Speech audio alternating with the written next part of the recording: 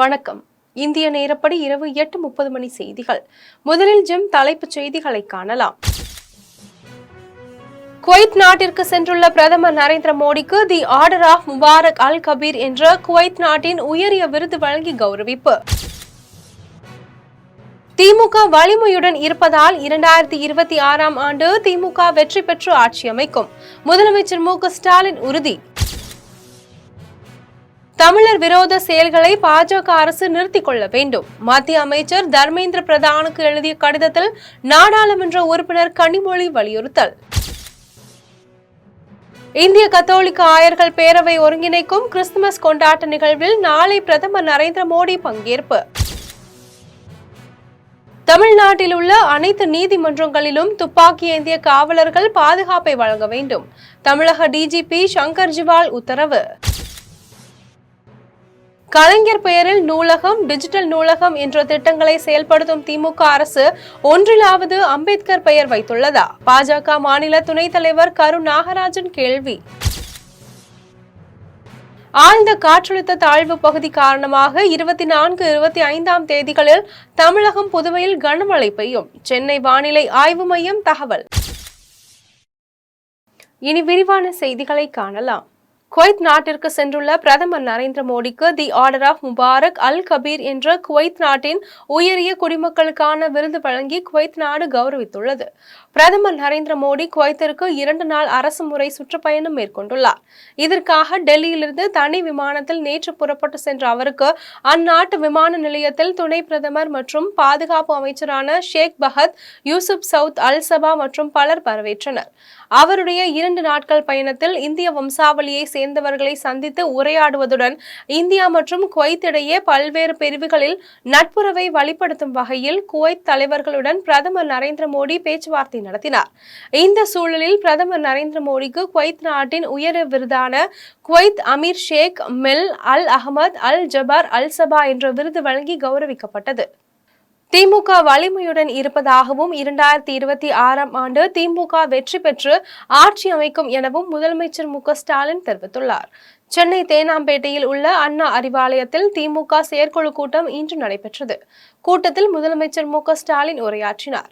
அப்போது திமுக கூட்டணி குறித்து எதிர்க்கட்சிகள் தப்பு கணக்கு போடுகின்றன எனவும், திமுக கூட்டணி கொள்கை கூட்டணி எனவும் பலரும் போடுகிற அரசியல் கணக்கு எல்லாம் விரைவில் தப்பு கணக்காகும் எனவும் தெரிவித்தார்.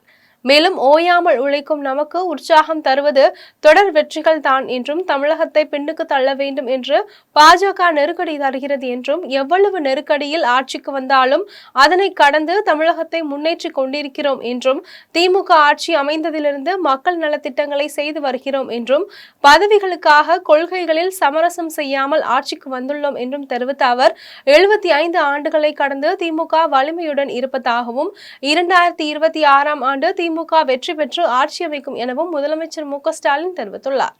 தமிழர் விரோத செயல்களை பாஜக அரசு நிறுத்திக் கொள்ள வேண்டும் என்று மத்திய அமைச்சர் தர்மேந்திர பிரதானுக்கு எழுதிய கடிதத்தில் நாடாளுமன்ற உறுப்பினர் கனிமொழி தெரிவித்துள்ளார். பொங்கல் பண்டிகை அன்று நடைபெற உள்ள UGC நெட் தேர்வை ஒத்திவைக்க வேண்டும் என்று மத்திய அமைச்சர் தர்மேந்திர பிரதானுக்கு தூத்துக்குடி நாடாளுமன்ற உறுப்பினர் கனிமொழி கடிதம் எழுதியுள்ளார். அதில் தமிழ்நாட்டின் பாரம்பரிய திருவிழாவான பொங்கல் திருநாளில் பல்கலைக்கழக மானியக் குழுவின் பேராசிரியர் தகுதி தேர்வு நடத்துவதற்கான முடிவை திரும்ப பெற வேண்டும் என்று மத்திய கல்வித்துறை அமைச்சர் தர்மேந்திர பிரதானுக்கு கடிதம் எழுதியுள்ளேன் என்று சமீபத்தில் தான் தேசிய அளவிலான CA தேர்வுகளின் தேதியை மாற்றக்கோரி எதிர்குரல் எழுப்பியதை அடுத்து அது மாற்றப்பட்டுள்ள நிலையில் மீண்டும் அதே நாளில் வேறொரு தேசிய தேர்வை நடத்த திட்டமிட்டுள்ள மத்திய அரசின் செயலை வன்மையாக கண்டிக்கிறேன் என்றும் தெரிவித்துள்ளார். மேலும் தமிழ்நாட்டின் பண்பாடு, கலாச்சார உணர்வுகள் என எதையும் மதிக்காமல் மத்திய ஆதிக்கத்தை திணித்து வரும் பாஜக அரசு உடனடியாக தமிழர் விரோத செயல்களை நிறுத்திக் கொள்ள வேண்டும் என்றும் நாடாளுமன்ற உறுப்பினர் கனிமொழி தெரிவித்துள்ளார். இந்திய கத்தோலிக்க ஆயர்கள் பேரவை ஒருங்கிணைக்கும் கிறிஸ்துமஸ் கொண்டாட்ட நிகழ்வில் நாளை பிரதமர் நரேந்திர மோடி கலந்து கொள்ள உள்ளார். புதுடில்லியில் நாளை CBCI மையத்தில் இந்திய கத்தோலிக்க ஆயர்கள் பேரவை ஒருங்கிணைக்கும் கிறிஸ்துமஸ் கொண்டாட்ட நிகழ்வில் மாலை 6:30 மணியளவில் பிரதமர் நரேந்திர மோடி கலந்து கொள்ள உள்ளார். நிகழ்வில் பிரதமர் நரேந்திர மோடி பங்கேற்று கார்டினல்கள், ஆயர்கள் மற்றும் குறிப்பிடத்தக்க கிறிஸ்தவ தலைவர்களுடன் கலந்துரையாடுவார் என எதிர்பார்க்கப்படுகிறது.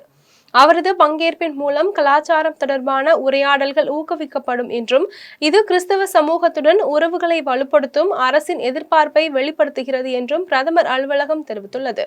மேலும் இந்திய கத்தோலிக்க திருச்சபையின் தலைமையகத்தில் நடைபெறும் நிகழ்வில் பிரதமர் ஒருவர் கலந்து கொள்ள இருப்பது இதுவே முதல் முறையாகும் எனவும் பிரதமர் அலுவலகம் தெரிவித்துள்ளது. தமிழ்நாட்டில் உள்ள அனைத்து நீதிமன்றங்களிலும் துப்பாக்கி ஏந்திய காவலர்கள் பாதுகாப்பை வழங்க வேண்டும் என தமிழக டிஜிபி சங்கர் ஜிவால் உத்தரவு பிறப்பித்துள்ளார்.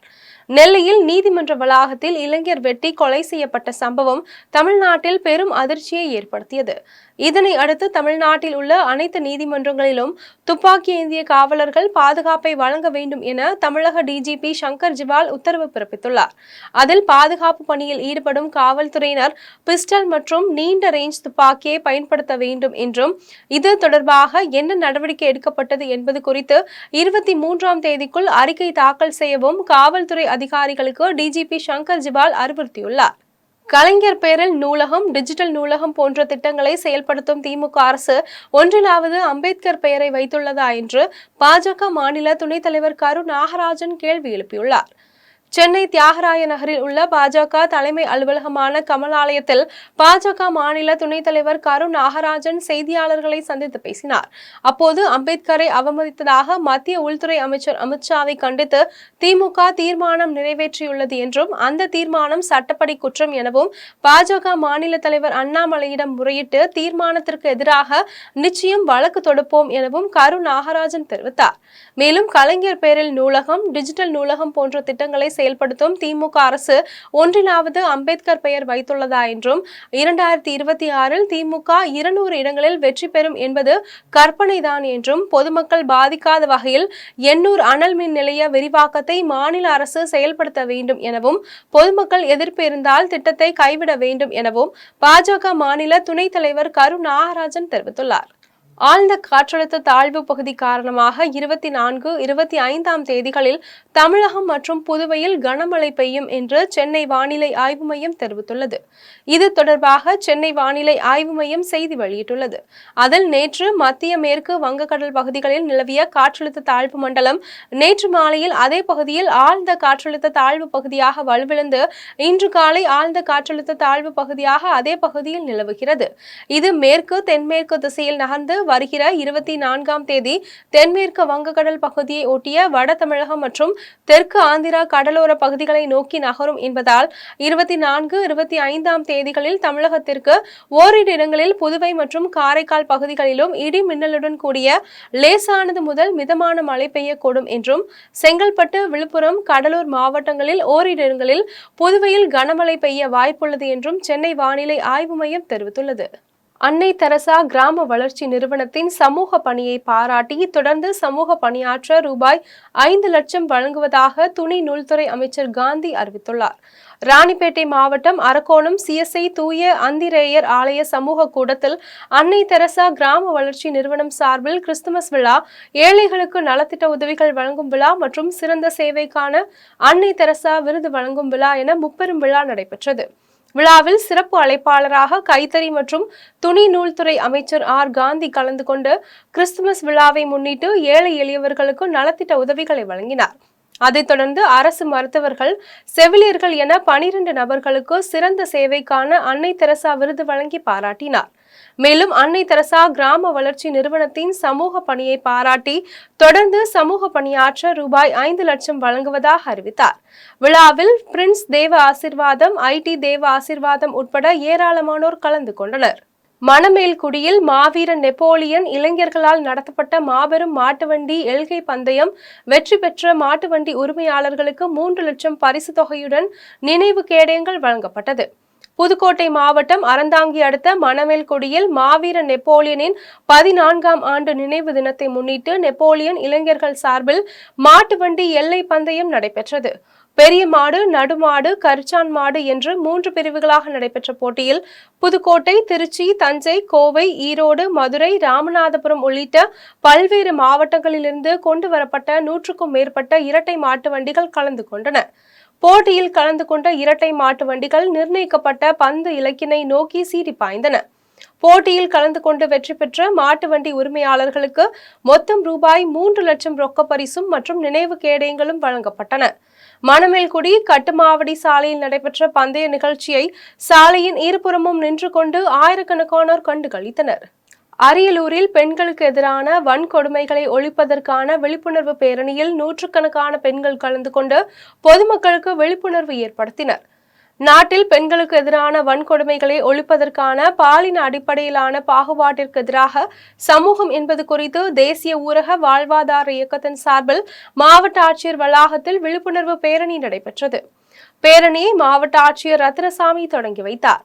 பேரணியில் 100க்கும் மேற்பட்ட பெண்கள் கலந்து கொண்டு குழந்தை திருமணத்தை ஒழிப்போம், குடும்ப வன்முறையை தடுப்போம், குழந்தை தொழிலாளர் முறையை ஒழிப்போம், பெண் கல்வியை ஊக்குவிப்போம், பாலின பாகுபாட்டை களைவோம், பெண்களுக்கு சமூகத்தில் சம வாய்ப்புகளை வழங்குவோம், பெண் குழந்தைகள் மற்றும் பெண்களின் பாதுகாப்பை உறுதி செய்வோம், பெண் உரிமையை பாதுகாத்து பெண்களுக்கு ஊட்டச்சத்தான உணவு கிடைப்பதை உறுதி செய்வோம் என்பன உள்ளிட்ட பல்வேறு வாசகங்கள் அடங்கிய பதாகைகளை கையில் ஏந்தியபடி சென்று பொதுமக்களிடையே விழிப்புணர்வு ஏற்படுத்தினர்.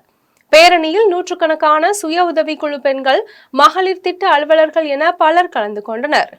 தென்காசியில் போதையில் இருந்த இளைஞரை கழுத்தை நெரித்து கொலை செய்த 2வரை காவல்துறையினர் கைது செய்தனர். தென்காசி ரயில் நிலையத்தின் பின்புறமுள்ள ரயில்வே பீட்டார் மேட்டு தெருவை சேர்ந்த சின்னத்தம்பி என்பவர் பெத்தநாயக்கன் ஒத்தை பகுதியில் கழுத்து நெரித்து கொலை செய்யப்பட்டுள்ளதாக காவல்துறையினருக்கு தகவல் கிடைத்தது. தகவலின் பேரில் சம்பவ இடத்திற்கு விரைந்து சென்ற காவல்துறையினர் விசாரணை நடத்தினர். விசாரணையில் சாகுல் ஹமீது மற்றும் முகமது இஸ்மாயில் ஆகிய இருவரும் சின்னத்தம்பி என்பவரை வீட்டிலிருந்து அழைத்து சென்று மது அருந்து கொண்டிருந்த போது வாக்குவாதம் ஏற்பட்டதில் சின்னத்தம்பியை சாகுல் ஹமீதும் இஸ்மாயிலும் சேர்ந்து கொலை செய்தது தெரிய வந்தது. இதனை அடுத்து காவல்துறையினர் 2வரையும் கைது செய்தனர். தென்காசி நீதிமன்றத்தில் ஆஜர்படுத்தி பாளையங்கோட்டை சிறையில் அடைத்தனர். கொலை குற்றவாளிகளை கைது செய்த காவல்துறையினரை மாவட்ட காவல்துறை கண்காணிப்பாளர் சீனிவாசன் வெகுவாக பாராட்டினார். திருவண்ணாமலை உள் விளையாட்டு அரங்கில் மாவட்ட அளவிலான கராத்தே போட்டியில் 600க்கும் மேற்பட்ட மாணவ மாணவிகள் பங்கேற்று விளையாடினர். திருவண்ணாமலை உள் விளையாட்டு அரங்கில் மாவட்ட அளவிலான 4வது கராத்தே போட்டியில் திருவண்ணாமலை, ஆரணி, செய்யாறு, வந்தவாசி உள்ளிட்ட பல்வேறு பகுதிகளில் இருந்து வந்திருந்த 600க்கும் மேற்பட்ட பள்ளி மாணவ மாணவிகள் கலந்து பங்கேற்றனர். சீனியர், சப் ஜூனியர் என 5 பிரிவுகளின் கீழ் போட்டிகள் நடைபெற்றது. மாவட்ட அளவிலான கராத்தே போட்டியில் வெற்றி பெற்ற மாணவ மாணவிகளுக்கு கராத்தே அசோசியேஷன் மாவட்ட தலைவர் நியூட்டன் கலந்து கொண்டு பதக்கங்களையும் பாராட்டு சான்றிதழ்களையும் வழங்கினார். இதில் வெற்றி பெறும் மாணவ மாணவிகள் சென்னையில் ஜனவரி மாதம் நடைபெறும் மாநில அளவிலான கராத்தே போட்டியில் பங்கேற்பார்கள் என மாவட்ட நிர்வாகம் தெரிவித்துள்ளது. இதில் செயலாளர் வேலு, பொருளாளர் சிவகுமார், ரெஃப்ரி கமிஷன் சேர்மன் வேக நாகராஜன் உள்ளிட்ட பலர் கலந்து கொண்டனர். திருவையாறு பகுதிகளில் அச்சு வெல்லம் மற்றும் சர்க்கரை உற்பத்தி பாதிக்கப்பட்டுள்ளதால் தமிழக அரசு வழங்கும் பொங்கல் தொகுப்பில் அச்சு வெல்லத்தை சேர்க்க வேண்டும் என விவசாயிகள் கோரிக்கை விடுத்துள்ளனர். தஞ்சாவூர் மாவட்டம் திருவையாறு தாலுகா பெரம்பூர், ஓலை தேவராயன்பட்டி, செம்மங்குடி, வீரமாங்குடி மற்றும் அதன் சுற்றுவட்டார பகுதிகளில் 3 தலைமுறைகளாக அச்சு வெல்லம் மற்றும் சர்க்கரை தயாரிப்பில் கரும்பு விவசாயிகள் ஈடுபட்டு வருகின்றனர். இந்நிலையில் சமீபத்தில் பெய்த பெஞ்சல் புயல் மழை காரணமாக அச்சு வெல்லம் தயாரிக்கும் பணி மிகவும் பாதிப்படைந்துள்ளதாகவும், மேலும் பாதிக்கப்பட்ட விவசாயிகள் வங்கிகளில் வாங்கியுள்ள கடன்களை தமிழக அரசு தள்ளுபடி செய்ய வேண்டும் என்றும், தமிழக அரசு வழங்கும் பொங்கல் தொகுப்பில் அச்சு வெல்லத்தை சேர்த்து வழங்க வேண்டும் என்றும், விவசாயிகளின் வாழ்வாதாரத்தை காப்பாற்ற தமிழக அரசு முன்வர வேண்டும் எனவும் விவசாயிகள் கோரிக்கை விடுத்துள்ளனர். தஞ்சாவூர் மாவட்டம் திருவையாறு தாலுகா ஒலதரண்டை கிராமத்தை சேர்ந்த கரும்பு விவசாயிகள் இந்த பகுதி வீரமாங்குடி புவிசார் குறியீடு பெற்ற வெல்லம் தயாரிப்பு அதிகமாக உள்ள இடம். பெரிய அளவில் இந்த வெல்லம் காய்ச்சும் தொழில் நடைபெற்று கொண்டிருக்கிறது. பொங்கலுக்கு மிகவும் பிரசித்தி பெற்ற இந்த நாட்டு வெல்லத்தை பயன்படுத்தி தான் பொங்கல் தயாரிப்பு நடைபெறும். இவ்வாறான சூழ்நிலையில் நாங்கள் 3 தலைமுறைகளாக இந்த தொழிலை செய்து கொண்டிருக்கிறோம். நோய் தாக்குதல் ஏற்பட்டு கரும்பு உற்பத்தி பெரிய அளவில் பாதித்து நாங்கள் விவசாயிகள் மிகவும் கரும்பு விவசாயிகள் அனைவரும் மிகவும் பெரிய நஷ்டத்துக்கு ஆளாகி இருக்கிறோம். அனைத்து விவசாயிகளும் கடனாளியாகி கொண்டிருக்கிறோம். எனவே தமிழ்நாடு அரசு கரும்பு விவசாயிகளின் நலன் கருதி கரும்புக்கு மானியங்கள்லாம் அறிவித்து எங்களது பழைய கடன்களை எல்லாம் தீர்த்து வைத்து எங்களுக்கு புது வாழ்வு அளிக்குமாறு உங்களை மிக்க பணிவோடு கேட்டுக்கொள்கிறோம். பெரியபாளையம் அடுத்த கன்னிகைப்பேர் கிராமத்தில் ரூபாய் 15 லட்சம் மதிப்பீட்டில் சிசிடிவி கண்காணிப்பு கேமராக்களின் புதிய காவல் உதவி மைய கட்டிடத்தை ஊத்துக்கோட்டை துணை காவல் கண்காணிப்பாளர் சாந்தி திறந்து வைத்தார். திருவள்ளூர் மாவட்டம் பெரியபாளையம் காவல் நிலைய எல்லைக்கு உட்பட்ட கன்னிகைப்பேர் ஊராட்சியில் ரூபாய் 15 லட்சம் மதிப்பீட்டில் 56 சிசிடிவி கேமராக்களின் கண்காணிப்பிற்காக புதிய உதவி காவல் மைய கட்டிடத்தின் திறப்பு விழா ஊராட்சி மன்ற தலைவர் காயத்ரி உதயகுமார் தலைமையில் நடைபெற்றது. விழாவில் சிறப்பு அழைப்பாளராக ஊத்துக்கோட்டை காவல்துறை துணை கண்காணிப்பாளர் சாந்தி பங்கேற்று உதவி காவல் மைய கட்டிடத்தை ரிப்பன் வெட்டி திறந்து வைத்து சிறப்புரையாற்றினார். அப்போது பொதுமக்களின் நலனை கருத்தில் கொண்டு குற்ற செயல்களை தடுக்கும் விதமாக கன்னிகைப்பேர் பஜார் மற்றும் முக்கிய வீதிகளின் பகுதியில் கண்காணிப்பு கேமராக்களை பொருத்தி காவல் உதவி மையத்தை கட்டுவதற்கு உதவிய ஊராட்சி நிர்வாகத்திற்கும் வியாபாரிகளுக்கும் நன்றியை தெரிவித்துக் கொள்கிறேன் என கண்காணிப்பாளர் சாந்தி தெரிவித்தார். விழாவில் தெற்கு ஒன்றிய திமுக செயலாளர் சத்யவேல், பெரியபாளையம் காவல் ஆய்வாளர் பத்மஸ்ரீ, மாவட்ட பிரதிநிதி வெங்கடாச்சலம், எஸ்ஐ விக்னேஷ், வியாபாரிகள் சங்க தலைவர் ராமச்சந்திரன், செயலாளர் விக்னேஷ், பொருளாளர் கோவிந்தராஜன், கட்சி நிர்வாகிகள், நீதி, சமூக ஆர்வலர் கல்யாணி, வார்டு உறுப்பினர்கள் மற்றும் கிராம பொதுமக்கள் என ஏராளமானோர் கலந்து கொண்டனர். விழாவின் இறுதியில் ஊராட்சி செயலர் பொன்னரசு நன்றி தெரிவித்தார். இது தொடர்பாக கண்காணிப்பாளர் சாந்தி தெரிவிக்கையில், காவல் உட்கோட்டத்தில் பெரியபாளையம் காவல் நிலைய எல்லைக்குட்பட்ட கன்னிகைப்பேர் கிராமத்தில் இன்று கன்னிகைப்பேர் கிராமத்தில் 36 CCTV camera and CSI church அங்கே ஒரு 14 கேமரா அண்டு கிருஷ்ணாபுரம் கன்னிகை அங்கே 8 கேமரா. ஸோ 3 பிளேஸில் கிட்டத்தட்ட 58 சிசிடிவி கேமராஸ் கன்னிகைப்பேர் கிராம பஞ்சாயத்து தலைவர் அவங்க காயத்ரி உதயகுமார் அவங்களுடைய முயற்சியாலையும் அந்த ஊர் மக்களோட முயற்சியாலையும் இந்த 3 இடங்களில் 58 சிசிடிவி கேமரா இன்னைக்கு இன்ஸ்டால் பண்ணி இன்னைக்கு எங்களுடைய எஸ்பி சார் அவரோட உத்தரவுப்படி காவல் ஊத்துக்கோட்டை டிஎஸ்பியை நான் இதை ஓப்பன் பண்ணி வச்சுருக்கேன். ஸோ இன்னைக்கு இருக்கிற காலகட்டத்தில் சிசிடிவின்றது எவ்வளோ இம்பார்ட்டன்றது அனைத்து மக்களுக்கும் தெரிஞ்சிருக்கு. ஸோ இந்த ஊர் மக்கள் இதோட இம்பார்ட்டன்ஸ் தெரிஞ்சு ஸோ எங்கள் காவல்துறைக்கு உதவி செய்யணுன்ற நோக்கத்தில் இந்த 58 கேமரா ஓப்பன் பண்ணி வச்சுருக்காங்க, அதை இன்ஸ்டால் பண்ணியிருக்காங்க. இந்த 3 இடங்களில் டிவிஆர் இருக்குது. ஸோ 15 days பேக்கப் இருக்குது. ஸோ நாங்கள் அதுக்கு வேலூர் மாவட்ட நடிகர் சங்கத்தின் சார்பில் 23ஆம் ஆண்டு கலைவிழா மாநாடு சிறப்பாக நடைபெற்றது. வேலூர் மாவட்ட நடிகர் சங்கத்தின் 23ஆம் ஆண்டு கலைவிழா மாநாடு குடியாத்தம் RS சாலையில் உள்ள KMG கல்லூரியில் நடைபெற்றது. மாநாட்டிற்கு மாவட்ட நடிகர் சங்கத்தின் நிறுவனர் சிவகுமார் தலைமை தாங்கினார். மாநாட்டில் சிறப்பு அழைப்பாளராக திரைப்பட நடிகர் சரவணன் கலந்து கொண்டு சிறப்புரையாற்றினார். மாநாட்டில் தமிழகத்தில் உள்ள நாடக நடிகர்களுக்கு அரசின் இலவச வீட்டு மனைப்பட்டா வழங்க வேண்டும், காப்பீட்டு திட்டத்தில் நாடக நடிகர்களை இணைக்க வேண்டும், நலிந்த நாடக நடிகர் சங்க உறுப்பினர்களுக்கு அரசு மாத ஓய்வூதியம் வழங்க வேண்டும் என்பன உள்ளிட்ட கோரிக்கைகளை வலியுறுத்தி தீர்மானம் நிறைவேற்றப்பட்டது.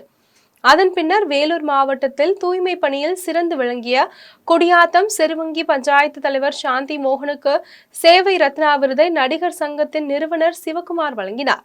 இதேபோன்று பல்வேறு சமூக சேவையாளர்களுக்கும் நடிகர் சரவணன் விருதுகளை வழங்கினார். இதில் KMG கல்வி குழுமத்தின் தலைவர் ராஜேந்திரன், மாவட்ட ரோட்டரி ஆளுநர் பழனி, கம்பன் கழக செயலாளர் வழக்கறிஞர் பூபதி, மாவட்ட நடிகர் சங்கத்தின் தலைவர் புலவர் ராமகிருஷ்ணன் உட்பட 1000க்கும் மேற்பட்ட நாடக நடிகர்கள் பலர் கலந்து கொண்டனர். சோளிங்கரில் அரசு சலுகைகள் பெற்றுத் தருவதாகவும் போலி அரசு பணி ஆணை வழங்கியதுடன் பண மோசடியில் ஈடுபட்ட தனியார் சேவை மைய உரிமையாளர் ஒருவரை காவல்துறையினர் கைது செய்தனர். ராணிப்பேட்டை மாவட்டம் சோளிங்கர் மேல் தெருவில் வசித்து வரும் கார்த்திகா என்பவர் சோளிங்கர் பஜார் தெருவில் தனியார் சேவை மையம் நடத்தி வருகிறார்.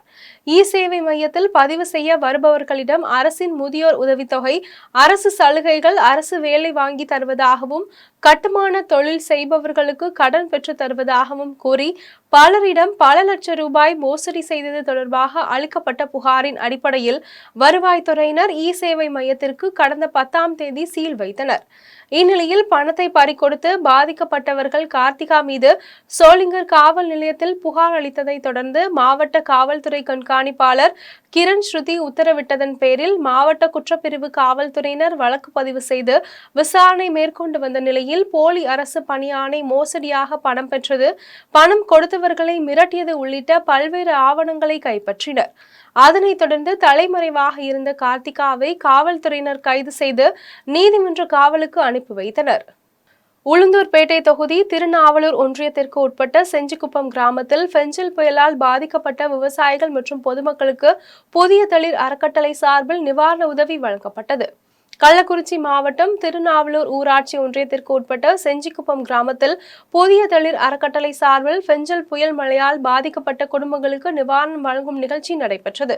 நிகழ்ச்சிக்கு அறக்கட்டளை நிறுவன தலைவர் ஐயாதுரை திருசங்கு தலைமை தாங்கினார். துணைத் தலைவர் ஜெயபிரகாஷ் நாராயணமூர்த்தி முன்னிலை வகித்தார்.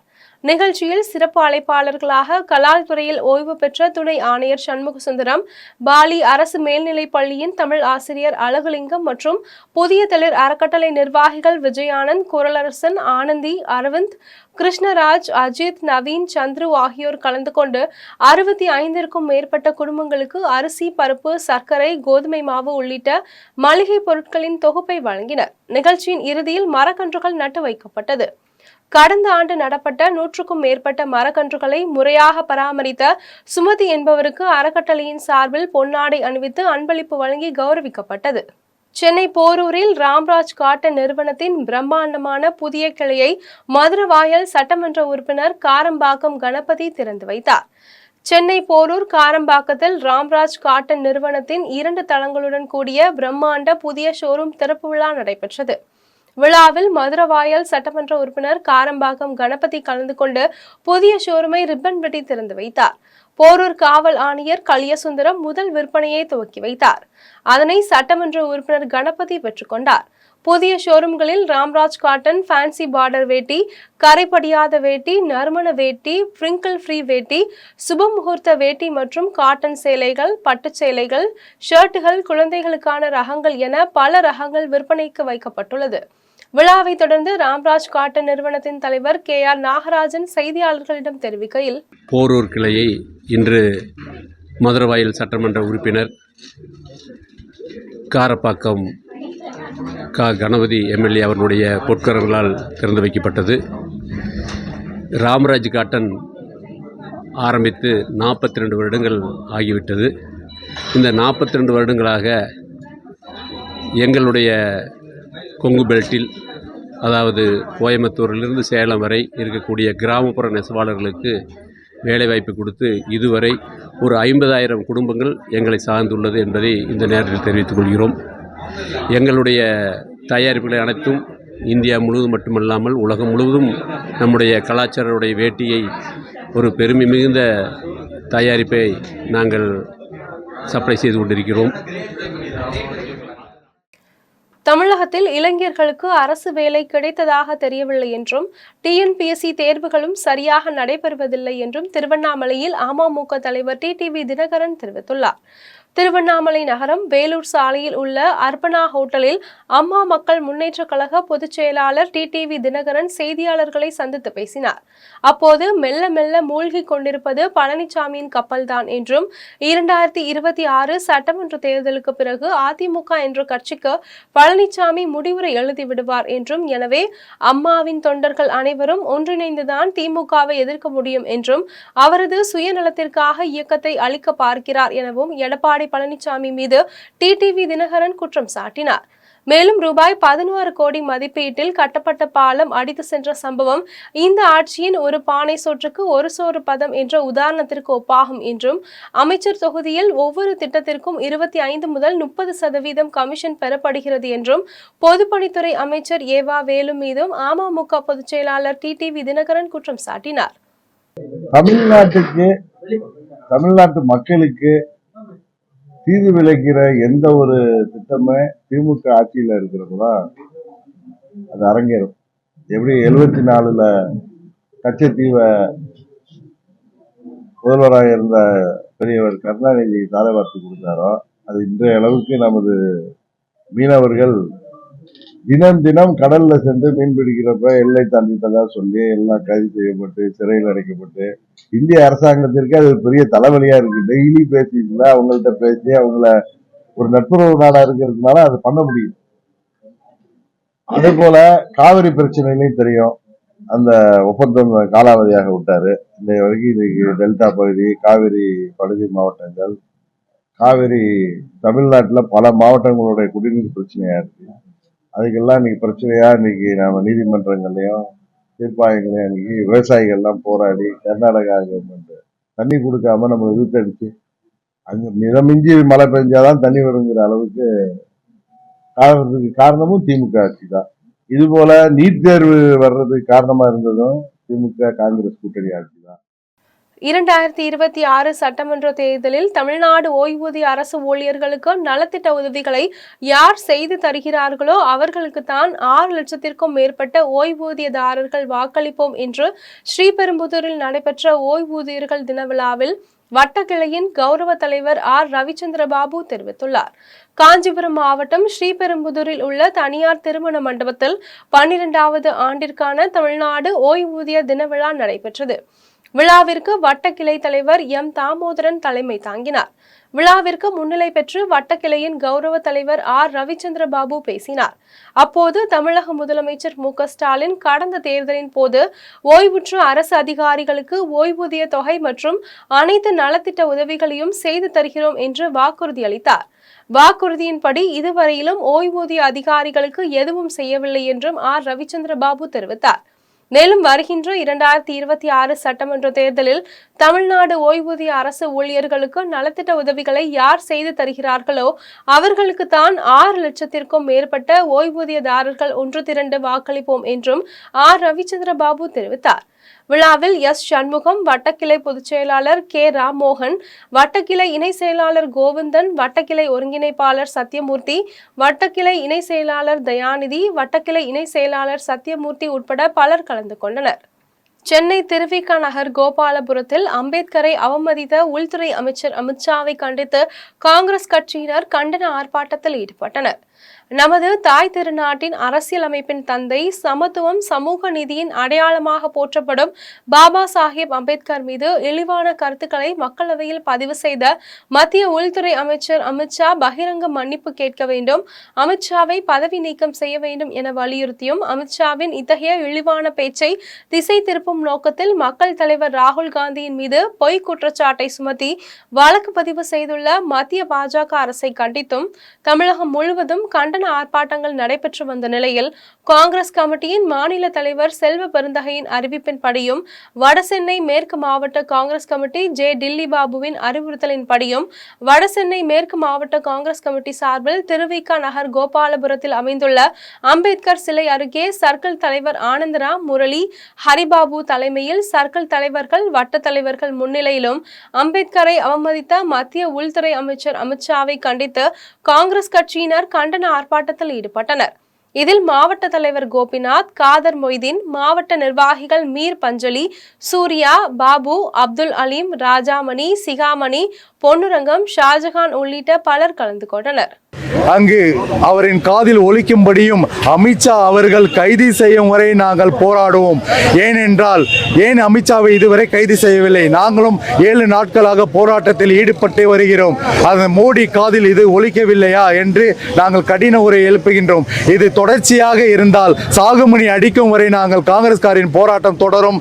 நாங்கள் போராட்டங்கள் ரயில் மறியலிலும் ஈடுபடுவோம், சாலை மறியலிலும் ஈடுபடுவோம். இதற்காக எதுக்கும் நாங்கள் தயக்க மாட்டோம். தலைவர்கள் நீங்கள் இடி அமைச்சாலும் சரி, அமலாக்கத்துறை அமைச்சாலும் எதற்கும் நாங்கள் தயங்க மாட்டோம். காங்கிரஸ்காரர்களுக்கு சட்ட மேதை என்பது ஒரு பொருளாகத்தக்கது. அதே மாதிரி சிறைச்சாலை என்பது எங்களுக்கு ஒரு பஞ்சு மேதை என்று அனைவருக்கும் தெரியும். 75 ஆண்டுகள் சுதந்திரம் வாங்கி போராடி கொண்டு இருக்கிறோம். ஒன்றும் இவர்கள் இட்டல் ஆட்சியை நடத்தி கொண்டு வருகிறார்கள். மோடியின் அரசு ஒழிப்பதற்காக எங்கள் போராட்டம் தொடரும். எதிர்க்கட்சி தலைவரின் நாளைய கட்சி தலைவராக மாறுவார் என்று இத்தருணத்தில் நான் தெரிவித்துக் கொள்கின்றேன். நன்றி, வணக்கம். தூத்துக்குடியில் கிறிஸ்து பிறப்பு மற்றும் புத்தாண்டை வரவேற்கும் வகையில் ஓவிய ஆசிரியர் ஈசிடோர் அமைந்துள்ள குடிலை பொதுமக்கள் ஆர்வமுடன் கண்டு களித்தனர். தூத்துக்குடியை சேர்ந்த ஓவிய ஆசிரியர் ஈசிடோர், அவரது மனைவி தமிழ் ஆசிரியர் பெர்லின் ஆகியோர் இணைந்து ஆண்டுதோறும் தங்களது வீட்டில் கிறிஸ்துமஸ் பண்டிகை மற்றும் புத்தாண்டை முன்னிட்டு கிறிஸ்து பிறப்பை வரவேற்கும் வகையிலும் ஆண்டுதோறும் மக்களை பாதித்த சம்பவங்கள் குறித்தும் விழிப்புணர்வு ஏற்படுத்துவதற்கான சாதனை நிகழ்வுகளை காட்சிப்படுத்தி பொதுமக்களுக்கு விழிப்புணர்வு ஏற்படுத்தி வருகின்றனர். அந்த வகையில் இந்த ஆண்டு தனது இல்லத்தில் கிறிஸ்து பிறப்பை வரவேற்கும் வகையிலும் புத்தாண்டை வரவேற்கும் வகையிலும் ஓவிய ஆசிரியர் ஈசிடோர் குடில் அமைத்துள்ளார். இந்த குடிலில் கடவுளின் தேசம் என்று அழைக்கப்படும் கேரள மாநிலத்தில் வயநாட்டில் ஏற்பட்ட நிலச்சரிவு காரணமாக அந்த மக்கள் அடைந்த துயரம் மற்றும் மீட்பு பணிகள் குறித்தும், செல்போன் பார்ப்பதன் மூலம் குழந்தைகள் முதல் பெரியவர்கள் வரை பாதிக்கும் சம்பவங்கள் மற்றும் உலக செஸ் சாம்பியனான தமிழக வீரர் குகேஷின் ஓவியம் மற்றும் புகைப்படங்கள் மூலம் ஓவிய ஆசிரியர் ஈசிடோர் காட்சிகளை தத்ரூபமாக அமைத்துள்ளார். இதனை ஏராளமான பொதுமக்கள் பார்த்து செல்கின்றனர். இது தொடர்பாக ஓவியர் ஆசிரியர் ஈசிடோர் தெரிவிக்கையில், ஒவ்வொரு ஆண்டும் இயேசுபாலகனுடைய பிறப்பை உலகிற்கு அறிவிக்கும் வண்ணம் எங்கள் வீட்டில் குடிலை அமைப்பது வழக்கம். மக்கள் மனதில் ஏதேனும் ஒரு நல்ல சிந்தனையை விதைக்கும் வண்ணம் ஒவ்வொரு ஆண்டும் சிறந்த கருத்துக்களோடு கூடிய குடிலை நாங்கள் அமைத்து வருகிறோம். இந்த ஆண்டு வயநாடு சம்பவத்தை அடிப்படையாக வைத்து நாங்கள் இந்த குடிலை அமைத்துள்ளோம். கேரள மக்கள் படும் துன்பம் நாம் அனைவரும் அறிந்தது. நமது அண்டை மாநிலமான நம்முடைய சகோதரர்களுக்கு ஏற்பட்ட துன்பம் நமக்கும் உரியது. எனவே தாய்மறி கடவுளின் தேசமான இந்த கேரளாவை தனது கைகளில் ஏந்தி தனது திருமகனிடம் ஒப்படைத்து மீண்டும் அந்த கடவுளின் தேசத்தை புதுப்பிக்க வேண்டும் என்று வேண்டுவதாக இந்த குடிலை நாங்கள் அமைத்துள்ளோம். அடுத்தது, உள்ளங்கையில் உலகம் என்ற பெயரில் அனைவரின் கரங்களிலும் தவழ்ந்து கொண்டிருக்கின்ற இந்த செல்போன், அதாவது கைபேசி, ஆக்கத்திற்கு மட்டுமே பயன்படுத்தப்பட வேண்டும், அழிவிற்கு பயன்படுத்தப்படக்கூடாது என்ற எண்ணத்திலும் இந்த குடிலை நாங்கள் வடிவமைத்துள்ளோம். குறிப்பாக போதை, பாலியல் குற்றங்கள் போன்றவை சமூகத்தில் இந்த கைபேசியின் மூலமாக அதிகமாக நிலவி வருகிறது. கோபிச்செட்டிப்பாளையம் அடுத்த அழுக்குழி பகுதியில் புதிதாக கட்டப்பட்ட ஐயப்பன் மற்றும் கணபதி திருக்கோவிலின் குடமுழுக்கு விழா வெகு விமர்சையாக நடைபெற்றது. ஈரோடு மாவட்டம் கோபிச்செட்டிப்பாளையம் அருகே உள்ள அழுக்குழி தேவேந்திர நகரில் அமைந்துள்ள பாபா திருக்கோவில் வளாகத்தில் புதிதாக கட்டப்பட்டு வந்த கன்னிமூல கணபதி மற்றும் ஐயப்பன் திருக்கோயில்களின் கட்டுமான பணிகள் நிறைவடைந்த நிலையில் இன்று குடமுழுக்கு விழா நடைபெற்றது. பாபா திருக்கோவிலின் நிறுவனர் பன்னீர்செல்வம் தலைமையில் நடைபெற்ற குடமுழுக்கு விழாவில் கோபி சட்டமன்ற உறுப்பினர் செங்கோட்டையன் சிறப்பு அழைப்பாளராக கலந்து கொண்டு சாமி தரிசனம் செய்தார். அதன் பின்னர் பக்தர்களுக்கு அன்னதானம் வழங்கும் நிகழ்ச்சியை துவக்கி வைத்தார். விழாவில் அர்ச்சகர் ராஜகணேஷ், திருக்கோயிலின் நிர்வாகிகள் அருள் பிரசாத், லட்சுமி நாராயணி, சௌந்தர்ய லட்சுமி, வெங்கடேஷ் மற்றும் கோபி ஒன்றிய செயலாளர் குறிஞ்சிநாதன், அழுக்குழி ஊராட்சி மன்ற தலைவர் இந்துமதி, பாண்டு உள்ளிட்ட 1000க்கும் மேற்பட்ட பக்தர்கள் கலந்து கொண்டு கன்னிமூல கணபதி மற்றும் ஐயப்பனை வழிபட்டனர். மீண்டும் ஜெம் தலைப்புச் செய்திகள். குவைத் நாட்டிற்கு சென்றுள்ள பிரதமர் நரேந்திர மோடிக்கு தி ஆர்டர் ஆஃப் முபாரக் அல் கபீர் என்ற குவைத் நாட்டின் உயரிய விருது வழங்கி கௌரவிப்பு. திமுக வலிமையுடன் இருப்பதால் 2026ஆம் ஆண்டு திமுக வெற்றி பெற்று ஆட்சி அமைக்கும். முதலமைச்சர் மு.க. ஸ்டாலின் உறுதி. தமிழர் விரோத செயல்களை பாஜக அரசு நிறுத்திக் கொள்ள வேண்டும். மத்திய அமைச்சர் தர்மேந்திர பிரதானுக்கு எழுதிய கடிதத்தில் நாடாளுமன்ற உறுப்பினர் கனிமொழி வலியுறுத்தல். இந்திய கத்தோலிக்க ஆயர்கள் பேரவை ஒருங்கிணைக்கும் கிறிஸ்துமஸ் கொண்டாட்ட நிகழ்வில் நாளை பிரதமர் நரேந்திர மோடி பங்கேற்பு. தமிழ்நாட்டில் உள்ள அனைத்து நீதிமன்றங்களிலும் துப்பாக்கி ஏந்திய காவலர்கள் பாதுகாப்பை வழங்க வேண்டும். தமிழக டிஜிபி சங்கர் ஜிவால் உத்தரவு. கலைஞர் பெயரில் நூலகம், டிஜிட்டல் நூலகம் என்ற திட்டங்களை செயல்படுத்தும் திமுக அரசு ஒன்றிலாவது அம்பேத்கர் பெயர் வைத்துள்ளதா? பாஜக மாநில துணைத் தலைவர் கரு நாகராஜன் கேள்வி. ஆழ்ந்த காற்றழுத்த தாழ்வு பகுதி காரணமாக 24, 25ஆம் தேதிகளில் தமிழகம், புதுவையில் கனமழை பெய்யும். சென்னை வானிலை ஆய்வு மையம் தகவல். இத்துடன் ஜெம் செய்திகள் நிறைவடைகின்றன. மீண்டும் ஜெம் செய்திகள் நள்ளிரவு 12 மணிக்கு. உடனுக்குடன் செய்திகளை காண GemLive.tv என்ற இணையதளத்தில் இணைந்திருங்கள். நன்றி, வணக்கம்.